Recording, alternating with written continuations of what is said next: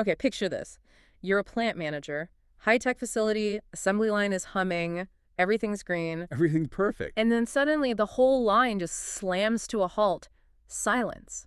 Your brand new, very expensive AI scheduling agent is flashing a massive red alert. And it's demanding a part. It says production can't continue without something called the ZX17 torque plate. So you're scrambling, right? You're checking inventory, yelling at suppliers, you're bleeding thousands of dollars a minute. Until finally, some senior engineer pulls up the original blueprints and just looks at you and says, "What on earth is a ZX17 torque plate?" It never existed. Never. The AI just, it dreamed it up, it hallucinated a ghost part, and shut down a real factory. And that ghost part story, as wild as it sounds, is really a perfect metaphor for where we are in 2026. This isn't just one little glitch. No, it's a symptom of a much bigger crisis. We're seeing leading AI models in benchmark tests hallucinating up to 80% of the time. 80%. Right. That's not a functional tool. And yet, nearly half of all executives admit they've made major decisions based on data that later turned out to be completely fake. Which is why we're here. We're going to talk about how a deepfake video call cost one company $25 million, and we're going to ask a tough question. Welcome to the IMN Podcast.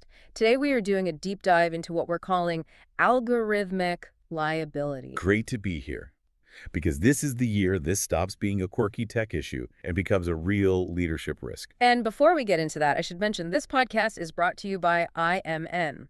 In a world full of noise, and as we're about to hear, a lot of artificial noise, IMN helps professionals get verified intelligence. It searches millions of data points and gives you succinct, easy to read, and most importantly, accurate information. Which is basically a survival skill at this point. It really is. So check out the link in our channel profile or visit myim.com. Okay, let's talk damage. We just gone through this AI gold rush. Right. Move fast and break things was the mantra. But it seems like in 2026, the things that are breaking are balance sheets. So what are the numbers? Well, our analysis, which pulls from IMN data plus major studies from S&P Global and MIT, points to a potential $1 trillion in economic damage this year alone. $1 trillion. Wait, how do you even calculate that? Is that lost money or? It's a mix. It's failed projects, it's lost productivity, it's the cost to clean up the messes. Look at the pilot programs. S&P and MIT both found that up to 95% of enterprise AI pilots in 2025 just failed. 95%. If any other product failed at that rate, it would be pulled from the shelves immediately. Exactly. But there's this huge pressure not to get left behind. And the tools that do get deployed are creating what's called the productivity paradox. The idea that it was supposed to make us more productive, but it isn't. Worse, it's making us less productive. We estimate that around 45% of any AI productivity gains are completely wiped out by the time and money it takes to fix the AI's mistakes. So it's like you've hired an intern who works at lightning speed, but is also, completely making things up. That's a disturbingly good analogy. You spend 1 hour getting the report and the next 5 hours fact-checking it. You're not doing work anymore, you're just babysitting a bot. Which is why one source we looked at calls it economic vandalism. Companies are spending billions to make their highly skilled workforce less efficient. Okay, so let's get to the core of it. Why is it doing this? People hear artificial intelligence and they assume it's, intelligent. Why is it lying? See, that's the key. It's not lying, it's actually worse. Lying implies you know the truth and you're choosing to hide it. The AI doesn't know the truth. It doesn't care about the truth. It's indifferent to it. There's a philosophical term for this, actually. Bullshit. A liar cares about the truth to hide it. The bullshitter just wants to be persuasive. And that is exactly what a large language model does. It's probabilistic. Okay, break that down. Probabilistic versus deterministic. Right. Think of it like your phone's autocomplete, just on a massive scale. It's not looking up facts in a book. It's just asking statistically what word is most likely to come next. So ZX17 is often followed by torque plate in its training data, because that sounds plausible. It's predicting a pattern, not stating a fact. It prioritizes sounding fluent over being factual. And you'd think as the tech gets better, this problem would go away. You would think that. But here's the really counterintuitive part. The data shows the opposite. Some of the newer so-called reasoning models, like the O3 and O4 mini-series, they actually showed higher rates of hallucination in some tests, up to 79% on simple Q&A. Wait, how is that possible? The smarter models are... dumber. They're not dumber, they're better at being persuasive. They can build these complex, beautiful, logical-sounding arguments that lead to a conclusion that is completely and utterly false. They are getting better at bullshitting. That's actually much more dangerous, because if it sounds smart, I'm more likely to believe it. And that's the trap. That's where we see the real-world horror stories. I mean, look at the legal field. Right, the lawyers who got sanctioned, I remember that. The Mata versus Avianca case was the big one, but it's happening all over. Lawyers submitting briefs to judges that cite fake cases, fake precedents. One lawyer in California was just fined $10,000 for it. The AI is just inventing legal history because it was asked to find it. And it does it with the confidence of a Supreme Court justice. Or look at finance. We're seeing AI compliance bots flag legitimate transactions as being linked to, say, North Korean sanctions. Whoa, hang on. How? It generates a synthetic risk alert. It literally creates a fake ID, a fake violation, and freezes real money. The compliance team then has to waste hours proving a negative. And in procurement, you said it's creating phantom vendor contracts. 30-page contracts, complete with logos, signatures, the works, for a company that does not exist. So if the tech is this flawed, who on earth is using it for these critical tasks? It can't be the junior staff. It's not. That's the really startling part. We call it shadow AI, and about 98% of organizations have it. But the biggest offenders are often the executives, because they're under pressure for quick answers. They don't want to wait for a verified report. They just want to paste some data into a chatbot and get a strategy in 30 seconds. And the chatbot obliges with a strategy based on nothing. The IMN analysis was really clear on this. Nearly half of executives admitted to making major business decisions based on unverified AI outputs. Half. That's flying blind. And it opens them up to a whole new world of fraud. We have to talk about the Erupt case. This one should keep every CFO awake at night. The $25 million theft. $25 million. An employee at Erupt, this huge global firm, gets a transfer request. They're suspicious, they do the right thing, they pause. Okay, good. But then they get invited to a video call to discuss it. And on the call is their CFO.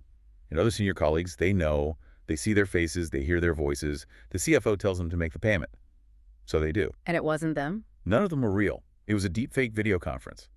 The employee was the only real person on that call. That's unbelievable. We've spent years telling people, verify on the phone, get on a video call. And now that's dead. Video and voice are no longer proof of identity.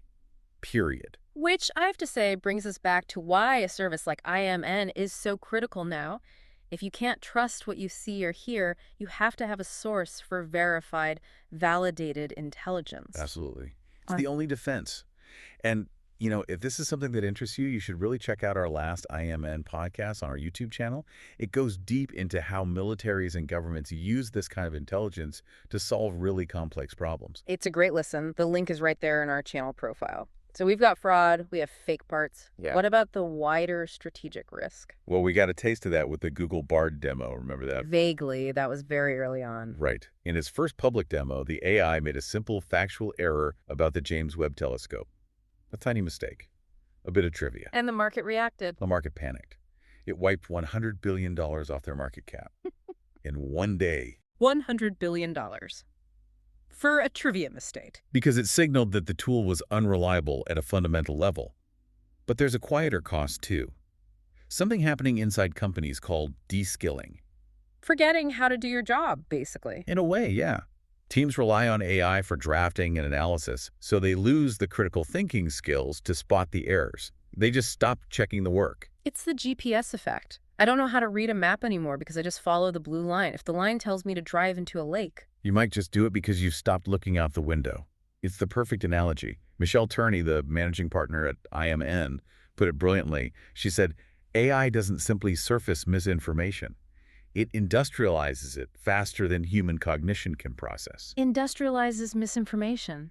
That's powerful. It's not one lie. It's a factory producing lies. And even the sharpest executive is vulnerable if they're building a strategy on top of that. So what's the answer? We can't just throw the tech away. No, the genie's out of the bottle. It's not about banning it. It's about changing the entire workflow. Michelle Turney's advice is to institutionalize skepticism. Make doubt part of the process. I like that. You embed verification at every level. We're seeing a few practical things work. The first is something called RAGE, Retrieval Augmented Generation. Okay, simple terms. It's like giving the AI an open book exam. Instead of letting it answer from its flawed memory, you give it your own company's verified data, the textbook, and say, you are only allowed to use information from this book. And if the answer isn't in the book? It has to say, I don't know, Uh-huh. which is 1,000 times better than inventing a ghost part. Okay, that makes sense. What else? The 4 eyes principle. Simple. No AI output ever goes to a client or informs a decision without a human being reviewing and signing off on it. The human is the final backstop. They have to be. And for financial stuff, like that Erupt case, you need cryptographic verification. Video is dead. You need an out-of-band, unspoofable digital signature or key to approve large transfers. Trust, but verify. And then verify the verification. That's the new reality. Which, again, is what a service like IMN is built to do, provide that verified, multi-layered analysis so leaders don't fall into these traps. You can find out more at mymn.com or just click the link in our profile. It's really about moving into a new era, an era where precision is your only shield against this algorithmic liability. So we're at a turning point, but I want to leave our listeners with one final thought. Go for it. We've talked about a lot today. $1 trillion in damage, 95% failure rates, productivity actually going down. It's a sobering picture. So think about this. Are we really in a technological revolution? Or, as one of our sources put it, are we just witnessing a massive global act of economic vandalism? That's a question every leader should be asking. And maybe more practically, when that next report lands on your desk and it looks perfect, the charts are clean, the summary is sharp, how will you know? How will you really know if a human actually verified any of it? You probably won't, unless you make it your job to ask. Institutionalized skepticism. A perfect place to end.